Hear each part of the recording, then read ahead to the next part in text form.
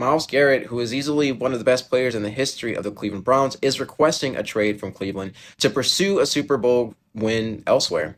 In a statement, he said, quote, "While I've loved calling the city my home, my desire to win and compete on the biggest stages won't allow me to be complacent. The goal was never to go from Cleveland to Canton. It has always been to compete for and win a Super Bowl. With that in mind, I have requested to be traded from the Cleveland Browns." And if you didn't catch the slight shade there, Garrett's statement references a comment from Browns general manager Andrew Berry when the GM essentially said he expects Garrett to remain in Cleveland for his career and have a, quote, direct ticket from Cleveland to Canton. Now, off the back end of Garrett's trade request announcement, a league source told cleveland.com Browns reporter Mary Kay Cabot the Browns still have no plans to trade the edge rusher. When we asked Cleveland fans for their reaction to all of this news on Facebook, fans were predictably lining up to voice support for Garrett and frustration with management and ownership.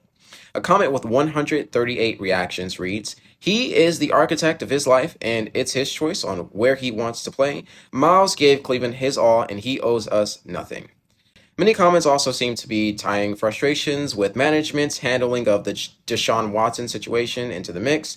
A comment with 145 reactions reads, "Haslam and his Watson trade completely destroyed our team. I wish Myles nothing but the best because he gave Cleveland his best.